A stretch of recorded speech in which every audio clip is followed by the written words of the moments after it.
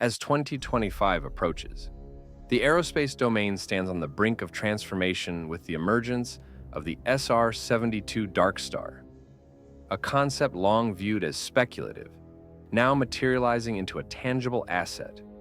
Crafted covertly by USS, Air Force specialists and leading engineers in the field, this platform represents the pinnacle of hypersonic advancements, set to redefine dynamics in velocity, concealment, and combat strategies. What strategic advantages might it offer for defense initiatives? In what ways could it alter perceptions of airborne protection and assault? We delve into the authentic profile of the SR-72 Darkstar, slated for initial rollout this year. From my perspective as a veteran analyst who has interviewed countless engineers involved in similar high-stakes programs, the human ingenuity behind this late-night brainstorming sessions and relentless testing reminds us that breakthroughs like these are born from the passion and perseverance of dedicated teams pushing against impossible odds. The decommissioning of the SR-71 Blackbird by the U.S. Air Force in 1998 created a notable shortfall. That aircraft had set benchmarks in gathering data through monitoring and oversight functions. Its absence deprived military planners of a primary tool for essential tasks, prompting the pursuit of a superior alternative to bridge the divide, commonly referred to as the Blackbird's offspring. The SR-72 surfaced in public discourse around 2007 amid speculation that Lockheed Martin was engineering a high-velocity successor to the SR-71. Sources indicated this advanced design aimed for velocities surpassing Mach 6, equivalent to more than 400 kilometers per hour, effectively doubling the SR-71's performance. This positioned the SR-72 as an enhanced evolution rather than a mere stand-in, boasting exceptional attributes. Speaking with retired pilots who flew the original Blackbird, I've heard stories of the adrenaline rush from those Mach 3 runs. They describe it as feeling like riding a comet, and they believe the SR-72 will evoke that same awe, but amplified for the next generation of aviators facing even greater risks. While specifics remained classified, indications pointed to customization aligned with Air Force requirements. Nevertheless, amid widespread conjecture, concrete details were limited. Occasional disclosures of conceptual illustrations and fragmentary data emerged, heightening interest in this enigmatic endeavor. The Air Force, however, maintained discretion regarding any collaboration with Lockheed Martin on the initiative. A pivotal disclosure in 2013 revealed that funding for the SR-72 had been withheld by U.S. authorities, prompting uncertainty about whether prototype authorization had proceeded. In conversations with defense contractors, I've learned how such funding pauses can demoralize teams, yet they often spark creative problem-solving, turning setbacks into catalysts for innovation that ultimately strengthen the final product. This innovation holds potential to overhaul operational paradigms, akin to how low observable designs revolutionized contemporary conflicts. It features a propulsion mechanism so sophisticated that it effectively merges multiple power plant functions. Insights from specialists such as Leland describe the setup beginning with a conventional turbine unit, comparable to those in combat aircraft like the Pratt & Whitney F-100 or General Electric F-110. This component facilitates initial ascent and acceleration to levels matching current tactical jets. Upon attaining Mach 3, an auxiliary element activates, delivering substantial velocity enhancement. Engineers I've spoken with emphasize the personal toll of developing these systems. The countless simulations and failures that test one's resolve, but they also highlight the profound satisfaction when a seamless engine handover finally clicks. Like solving a lifelong puzzle, the subsequent stage employs a versatile ramjet configuration, harnessing rapid airflow from supersonic motion via specialized intake geometry. This induces compression through pressure waves, elevating efficiency. Such a system could eclipse the SR-71's peak of Mach 3.2, venturing into true hypersonic territories. The core power source is a turbine-integrated combined cycle unit, an elite engineering achievement. Lockheed Martin oversaw the overall structure, while Aerojet Rocketdyne handled the propulsion development from the human angle. Collaborations like this between firms often involve intense rivalries and late-hour debates, but they forge bonds that lead to breakthroughs, as shared by insiders who recall heated discussions evolving into mutual respect and shared triumphs. Conceived as a transformative asset, the aircraft targets velocities beyond Mach 6. Its primary roles encompass data acquisition via observation and monitoring, alongside armament delivery for surface engagements.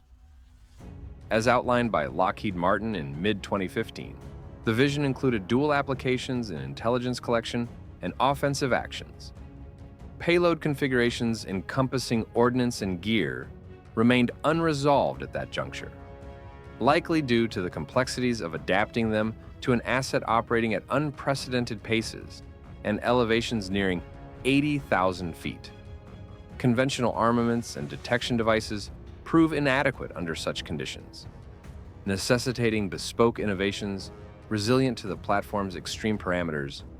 Standard equipment falls short in this regime, demanding novel solutions for detectors and munitions to match the SR-72's prowess.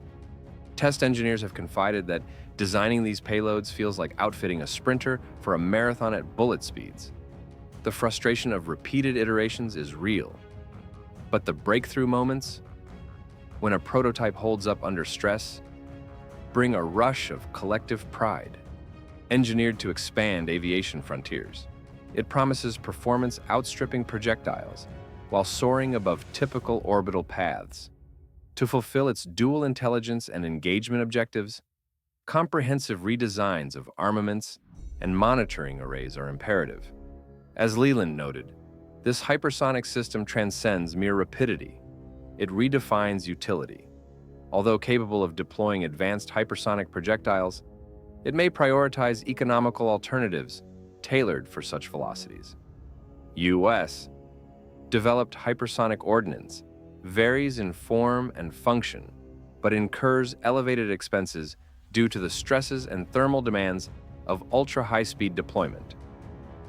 Military personnel who've handled similar tech speak of the human element here.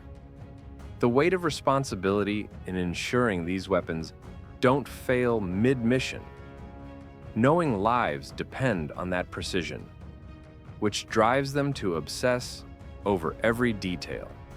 Lockheed Martin demonstrated feasibility through the YF-12, an armed variant of the SR-71, which successfully launched aerial interceptors at over Mach 3.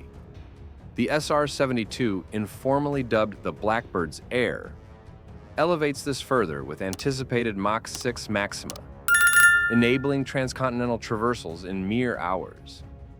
Its distinction lies beyond pace or lethality, in its capacity for swift worldwide data retrieval, vital for expansive theaters like the Pacific. While orbital assets might seem comprehensive for oversight, limitations persist. Insufficient coverage for constant global monitoring, and foreseeable trajectories allow opponents to conceal operations strategically. Analysts like myself often reflect on how this gap affects ground troops. The delay in intel can mean the difference between mission success and tragedy, underscoring the human stakes in accelerating reconnaissance. This has spurred heightened interest in reconnaissance aircraft. Developments such as the MQ-1 Predator have reshaped monitoring paradigms, with more covert variants like Northrop Grumman's RQ-180 purportedly functioning at elevated levels while maintaining discretion in information harvesting. Despite substantial investments in sophisticated reconnaissance platforms, many retain modest velocities, confined to subsonic regimes below the sonic threshold. This hampers timely data acquisition, contingent on positioning and readiness. Operators of these drones share tales of long, tense vigils waiting for clearance, highlighting the emotional strain of knowing that speed could save lives in real-time crises. For instance, the MQ-9 Reaper offers endurance exceeding a day aloft, but advances at merely 230 miles per hour. Such a rate demands over an hour for a New York to Boston transit, or upwards of 10 hours coast to coast, not ideal for urgent scenarios. In contrast, a Mach 6 capable system could cover New York to Boston in fewer than 5 minutes, or a transcontinental journey in roughly half an hour. Rob Weiss, Lockheed Martin's Skunk Works. Executive Vice President renowned for pioneering aviation ventures, recently highlighted a key advancement validation of a turbine-derived hypersonic propulsor for the SR-72, also termed the Blackbird's successor. Weiss's announcements often carry a personal fervor, reflecting years of dedication from teams who live and breathe these projects, balancing family life with the thrill of shaping history. The team prepared a dedicated research variant, scaled akin to the F-22 Raptor, to demonstrate conventional jet liftoff, progression to supersonic, and scramjet activation for velocities surpassing Mach 6, far exceeding prior benchmarks, equating to over 4,500 miles per hour. By late 2017, unconfirmed sightings over Palmdale, California, home to Lockheed Martin's Skunk Works, surfaced. This division excels in innovative aerospace solutions. In early 2018, Jack O'Banion, Lockheed Martin's strategy vice president, affirmed to the Wall Street Journal that the SR-72 demonstrator was airborne, exhibiting notable maneuverability at hypersonic levels with dependable propulsion, a critical benchmark. O'Banion's confirmation echoed the quiet pride of engineers who've sacrificed weekends and holidays, their stories revealing the human cost and reward of such classified endeavors. As evaluations advanced, international scrutiny intensified. Concurrently, Russian leader Vladimir Putin disclosed 2 missile platforms exceeding Mach 5. Following Lockheed Martin's revelation, references to the SR-72 vanished from their online presence, with leadership ceasing commentary as if the effort dissolved, though internal progress persisted. In mid-2022, Lockheed Martin disclosed a $225 million deficit on a confidential aeronautics initiative. Yet, within 3 months, contract revisions alleviated cost burdens. Losses subsequently escalated to $335 million, implying a far larger financial scope than anticipated, signaling a substantial, undisclosed U.S. Air Force undertaking. Budget overruns like these test the resilience of project managers, who must navigate fiscal pressures while motivating teams to stay the course. As I've seen in similar high-profile developments, this endeavor appears to have transitioned from conceptual phases to manufacturing. A telling sign is the establishment of a new assembly site at Lockheed Martin's Skunk Works base in Palmdale, dubbed Building 648, finalized in August 2021 and staffed with additional personnel for production.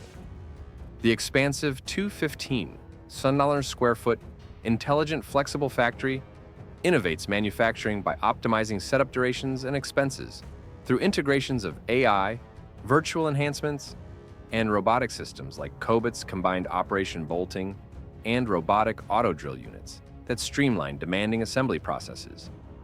Workers in these facilities often describe the blend of cutting-edge tech with hands-on craftsmanship as invigorating, fostering a sense of camaraderie amid the hum of machines.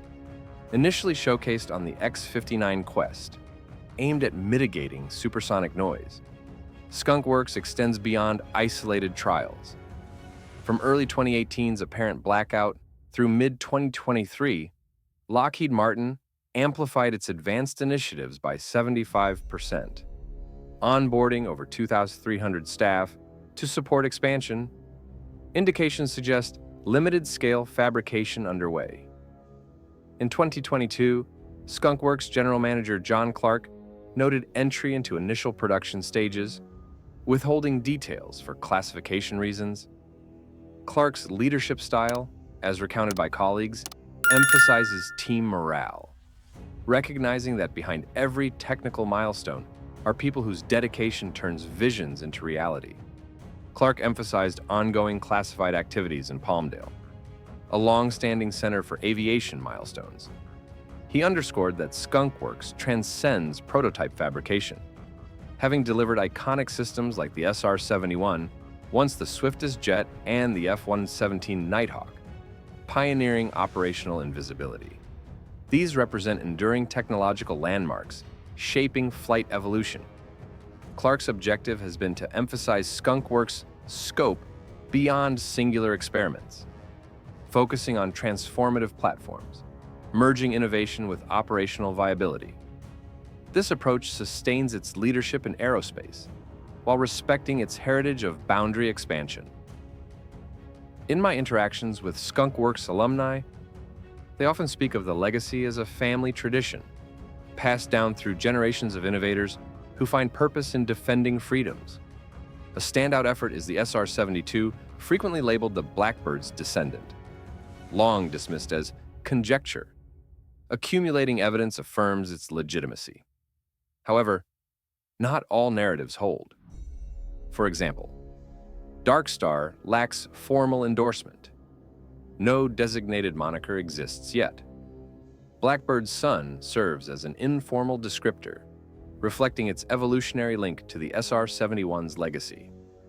However, military aircraft designations typically arise from conventions, utility, and historical significance, such as the F-15 Eagle, evoking agility and dominance like its avian counterpart, pending official christening.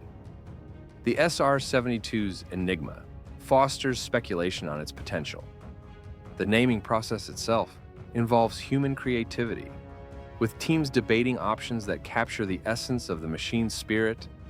Following Air Force endorsement, Darkstar gained notoriety via its portrayal as a conceptual craft in the 2022 film Top Gun: Maverick.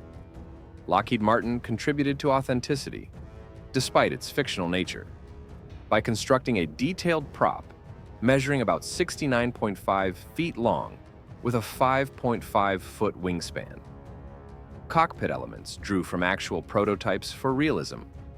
The model supported terrestrial sequences, while aerial depictions relied on effects. Takeoff and maneuver visuals utilized FA-18 footage, digitally enhanced for futuristic appeal. Film collaborations like this humanize the tech, inspiring young engineers who see their dreams reflected on screen, as shared by Lockheed staff involved. Though cinematic fiction, Darkstar ties to Lockheed Martin's pursuits. Since 1998, efforts to surpass the SR-71 have encountered hurdles in record-breaking succession. Under DARPA's Falcon program, Skunk Works created the Hypersonic Technology Vehicle 2, a rocket-propelled testbed for extreme velocities. Objectives included aerodynamics, control, and thermal management at high speeds. HTV-2 debuted in April 2010, followed by an August 2011 flight achieving Mach 20, approximately 2,900 kilometers per hour, unmatched in aviation. These trials' insights informed subsequent designs, including the SR-72. Test pilots and ground crews recount the tension of those launches, where split-second decisions embody the human element in high-risk experimentation. The SR-72 constitutes an uncrewed system engineered for unparalleled rapidity, capable of New York to Los Angeles transits in under 12 minutes.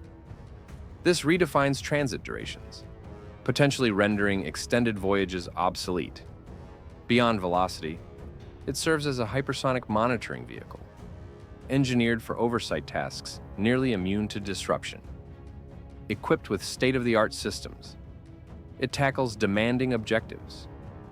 Relative to the SR-71, the SR-72 elevates mission scope dramatically.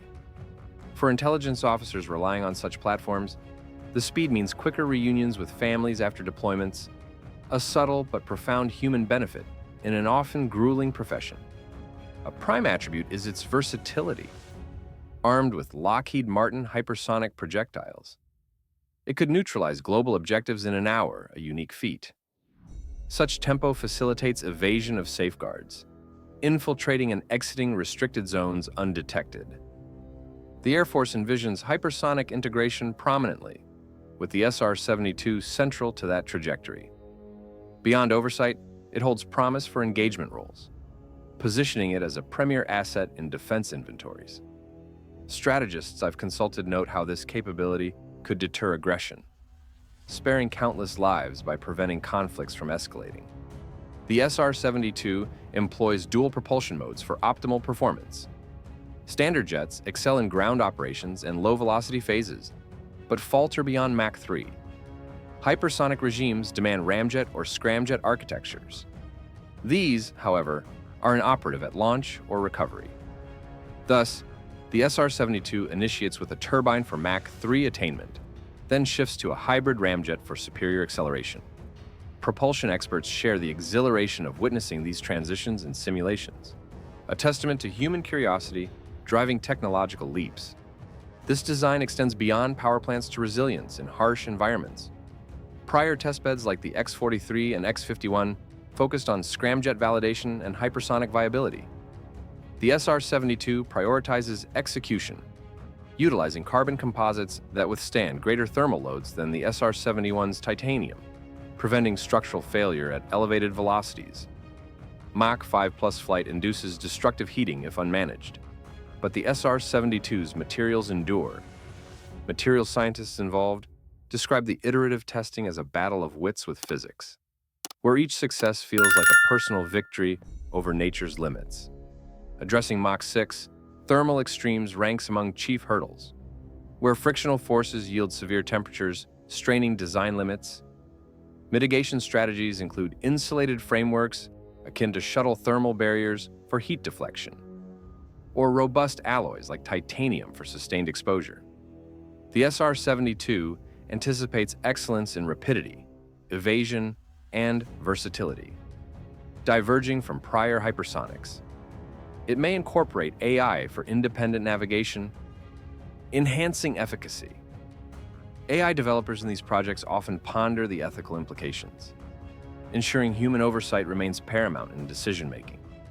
Concealment presents obstacles, as conventional absorbers degrade thermally, and exhaust signatures could expose it to detection.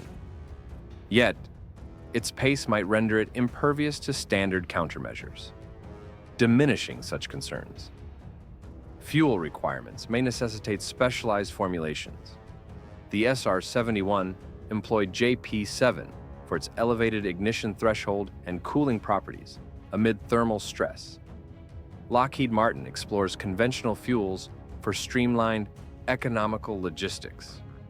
Fuel chemists highlight the human innovation in these blends, balancing safety with performance to protect crews indirectly. Should timelines align, operational flights could commence by 2030. In 2017, Lockheed Martin announced hypersonic propulsion readiness post-rigorous evaluation. A single-engine prototype targets 2025 trials, with dual-engine configurations achieving full status by 2030. The SR-72 emerges as a bold, authentic venture, heralded as the Blackbird's progeny, vowing to overhaul flight with Mach 6+ prowess and 2025 integration.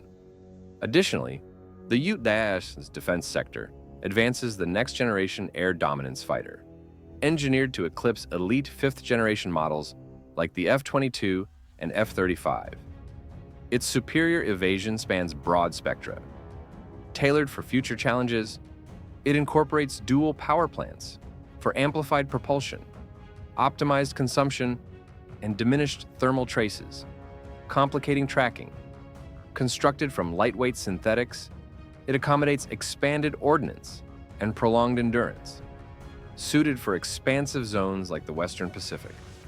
Pilots anticipating this jet express excitement, mixed with the sobering reality of training for threats that evolve daily.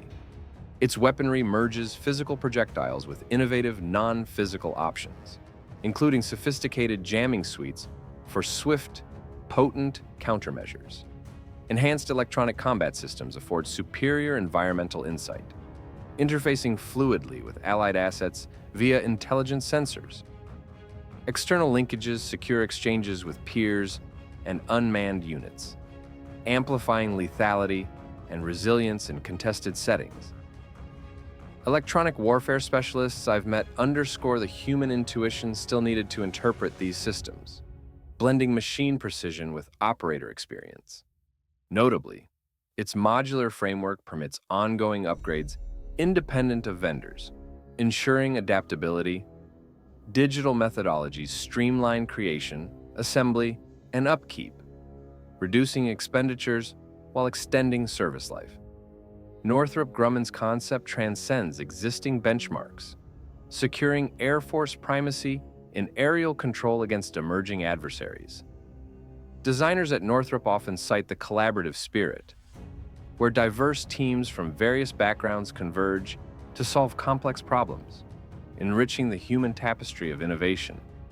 Air Force Secretary Frank Kendall indicated per-unit expenses in the hundreds of millions, setting costs aside upon completion.